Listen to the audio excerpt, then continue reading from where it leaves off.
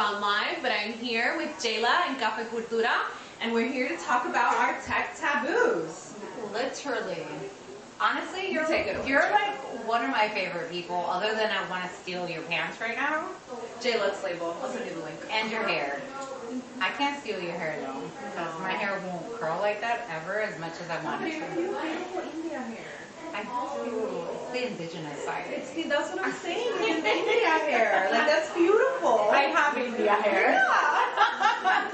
Well, thank you so much. Like, you have been such a huge part of Cultura's growth, because you've just always been so centralized in women in tech and Latinas in tech, and just honestly as a whole heart, like a woman of community.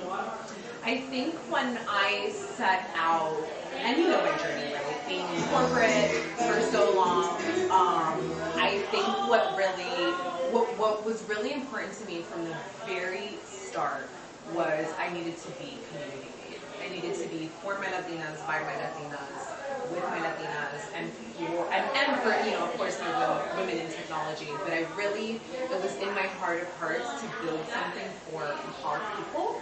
I think corporate has made us into these weapons, and I just want to be for our people. And that's where that all comes down. And I love that you say that, because we are kind of, we're numbers, right? We're bots for them.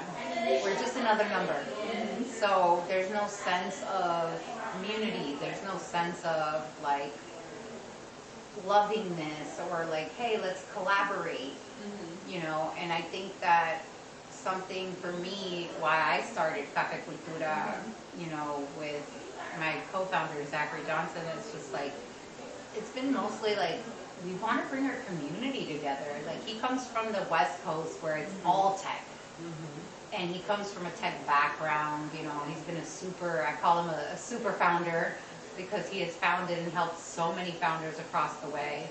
And, now that the community in South Florida has become a little bit bigger, we're growing slowly, but we're growing. And being, I guess, a founder in our communities, right? Because that's what we're doing. That's exactly what we're doing. And I love that we are opening these new doors to others in our community that we probably didn't even know about.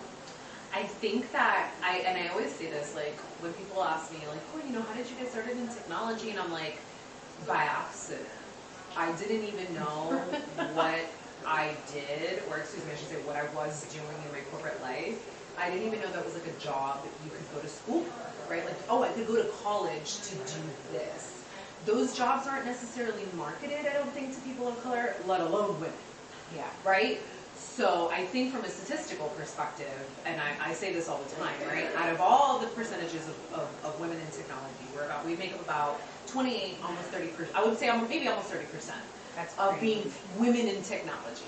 Just being in it, right? So I think 30% stat is a really good fucking stat. Excuse me if I'm not. No, please, go for it. But from that 28 to 30%, only 2, and it's probably less now because of the Great Resignation and the layoffs and things like that in the tech world, less than 2% are Latina. That's crazy. 2 out of 30, like, a 30% statistic is amazing in an industry. Can you believe? In a male-dominated industry. But 2% just Latinas? I remember hearing that shit and I was like, what? I'm mad because we're hella loud, right? We're hella loud and proud. So I'm misunderstanding where these stats are coming from. And being a Miami, Jaylah, when you walk into a cafeteria down in Little Havana, what do you see? You see a woman-run business. Yep. Project managing an entire day's worth of orders, the money flow, the accounting, the payables, receivables, the orders, the food, the waitressing. And you think that those Latinas couldn't be well served in technology spaces? It's true. Being project managers, being leads on non-technical type of technology roles? Of course, who better than the And I even see it like with my dad, right? He has a gutter company, which is construction-based home. You put the rain gutters on the houses. And he's been in business I mean, I started the business with him when I was like 9 years old. Like, South Florida Gutters, how can I help you? Like, you know, and I remember all of that from like starting from the ground. Exactly. And how long it took. But the one thing I can always say about my dad is he has zero marketing. Zero. He doesn't do any marketing at all. Everything is word of mouth and community. And that's something that I learned from him. It's very powerful. That is so beautiful, because even today I was driving, you know, picking up some stuff, and I saw his competitors on a bench, like a realtor. And for me, that was like, my dad doesn't really have to do that. Like, all his business is really like community and word of mouth. And I feel like if he could do that with a rain gutter company, why can't we do this with our world and tech and everything? You know, I pivoted from the entertainment industry into tech, and I slowly but surely found my own space. And I'm learning along the way, which is phenomenal, because like, if you're really an entrepreneur, if you're really a person of business, you want to continue learning. You never want to stop. You have to want to commit to being what I call a lifelong learner. Like, you're a lifelong learner. And honestly, that's really the only way you're able to even like survive in these spaces, whether it's social media, whether it's tech, whether it's a rain gutter company. Like, you have to it's like, think of the Blockbusters of the world, right? Like, they didn't innovate, therefore they died. That's just, you have to innovate. You have to understand what new technologies are relevant in my industry, what new ways are marketing, what can I market, what new ways are we community building these days, right? The way that our fathers used to community build is not the same as how we community build today. And we utilize technology to help us do it. So it's really interesting to see generationally the changes, right? And I love the fact that the one thing about tech is it leaves nobody behind. So when you don't want to be left behind, exactly, you have to want to not. You have to want to not. So if you have that restaurant, if you have a medical service, if you have a construction company, anything in this world that you're doing, in some way, shape, or form, tech has to come into it. 100%. There is not an industry, even for the people who are doing things on paper, you're still processing payroll using some sort of software. It's very few and far between that you're actually cutting a check.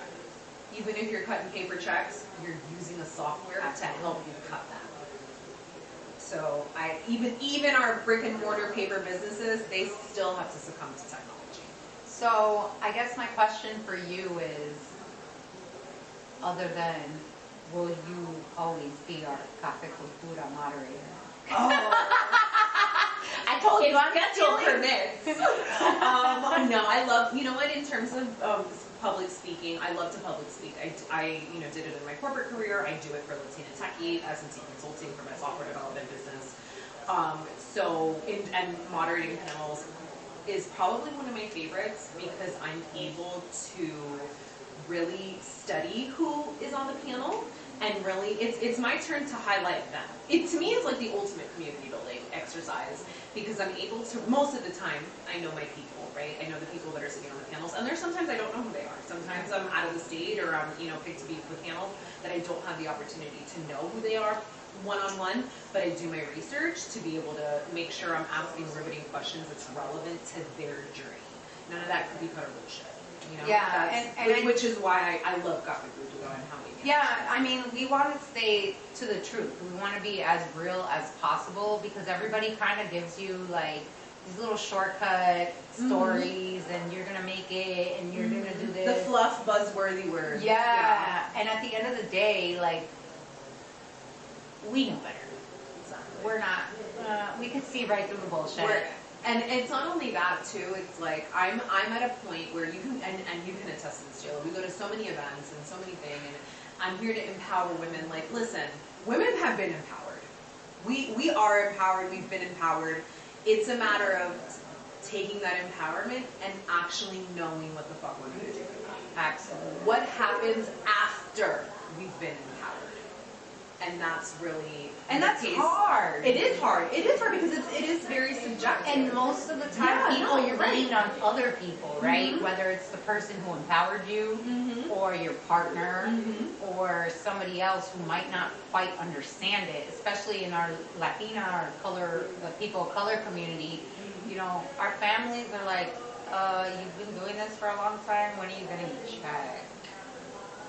But it's like, but we got this and we got that and we're doing so well, we're almost there. And like, you know, they equivalent success to money. So like, how do you, as somebody who's been through that, take that, kind of like push it back? Because it's such a big I feel like it's such a hurdle for people. Especially in our communities, because we're very, so it's hard to say in one, this is where duality kicks in. Because it's hard in one breath to say, we're community made, and then in another, a piece of advice that I'm going to give. It's very hard, because I have two schools of thoughts on this, right? Like, you don't tell people what the fuck you're doing. Yeah. Unfortunately, right? And it's very hard to say that when you're community building and you're not trying to gatekeep, and it's not about, you know, telling on your secret sauce. It's about furthering your brother and sister that's next to you to the next level of what they want to be in their journey. I feel like sometimes too that has to do with like, I'm not going to put you in a position that I don't know the field. Exactly. And I think that what happens sometimes is, you know, with going back to the original, you know, your original question is like, how do I fight that? A lot of it is you cannot take advice or let alone criticism from someone who has not followed the roadmap you're on. If they not have, and I'm not talking about, oh, this person, you know, don't follow the advice of the person that doesn't drive, you know, a fancy V. No, I'm not talking about materialistic stuff. I'm talking about, has that person walked in the shoes, or do they live the life you want to live?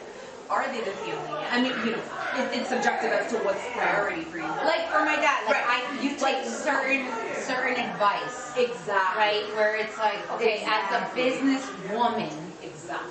What is this okay? Is this not okay? Don't worry about what business it is. Exactly. You know, so I think there's a way to still communicate with our community in that way, especially because most of our parents are self-made. They are self-builders. Absolutely. So it's like they did it blindly. They did it with no tech. They did it with no education. They did it with just what they know. So obviously they have a great source of advice and strength and power. But how can we combine that with our knowledge? I think we're doing that right now.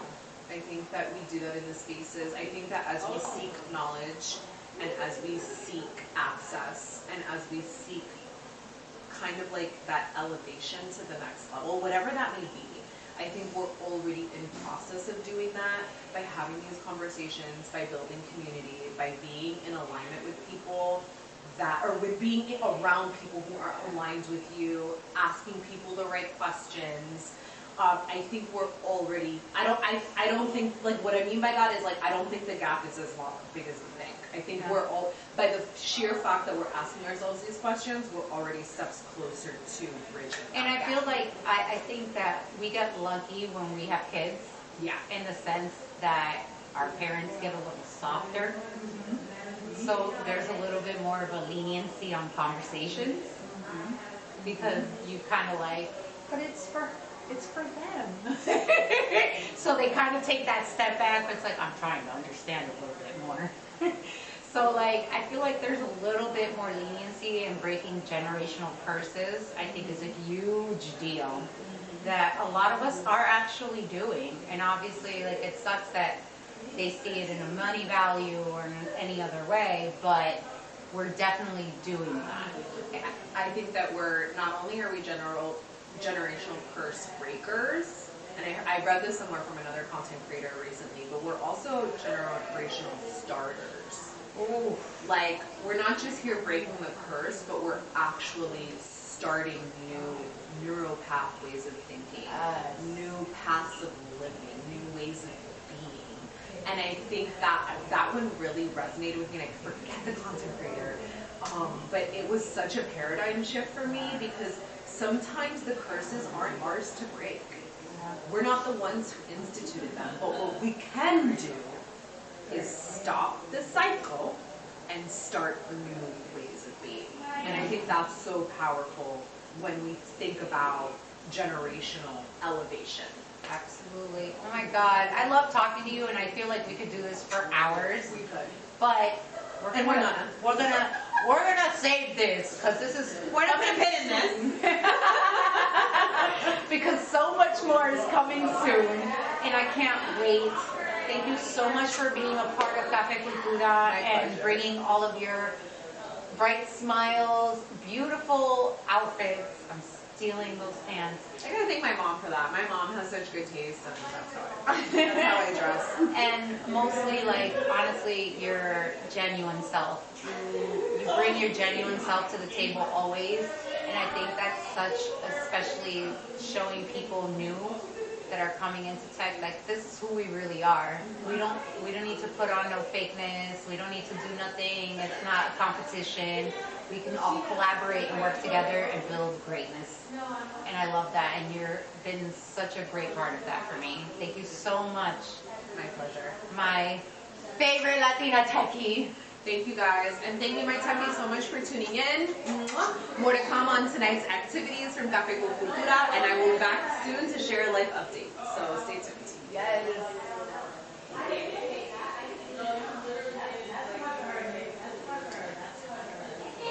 Let her go. Let her go. She's mine. Thanks for joining. She's mine now.